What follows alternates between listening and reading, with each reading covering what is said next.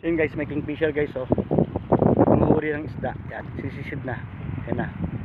Yun, huli. Nakahuli ng isda guys, oh. Ayan na.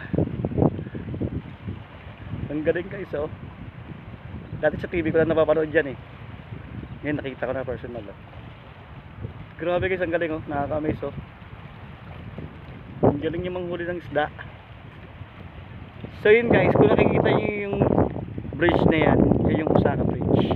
Tapos yung mapang tulay na yun, yung papuntang Kansai Airport. Yan guys, mag-uuli na naman siya guys. You know? Yan guys, mag-uuli na naman siya. Yan, yan na guys. Pinakita na siya.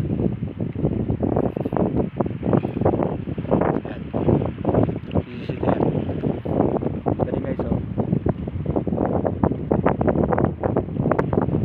Grabe guys, sa TV ko lang napapanood dyan.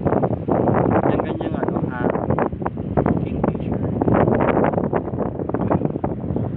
Yan guys.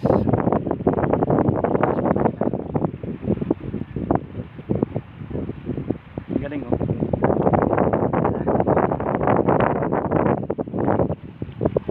Yun. Grabe guys.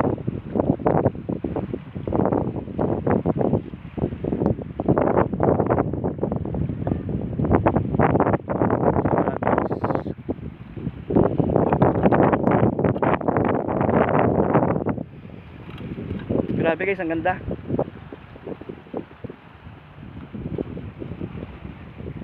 Nakakaalis ng ano, ng stress.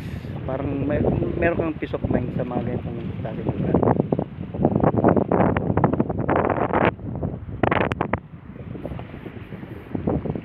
So yun guys, grabe, ang ganda dito.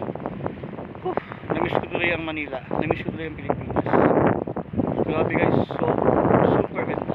Sobrang ganda. Grabe. Lakas yung sikat ng araw. Grabe guys, ang lamig. Super. Pero masarap. Okay, so malapit kami sa Kansai Airport.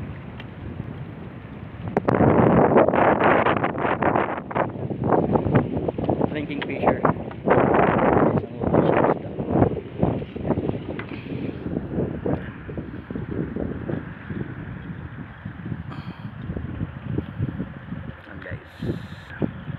Laki, oh.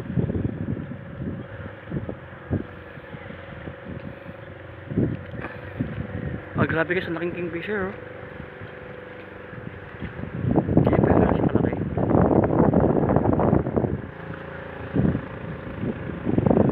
So yun guys, welcome to grabe guys, welcome yung araw.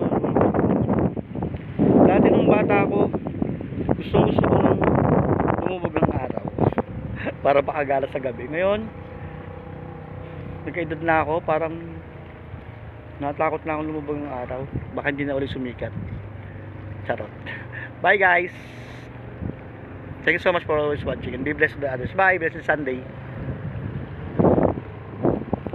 Bakit nga ba mahal kita kahit di pinapansin ang damdamin ko? Di mo man ako mahal, ito pa rin ako nagmamahal, ang tapat sa'yo. Bakit nga ba mahal kita? Bye guys, thank you so much for always watching and be blessed to others. Bye, blessed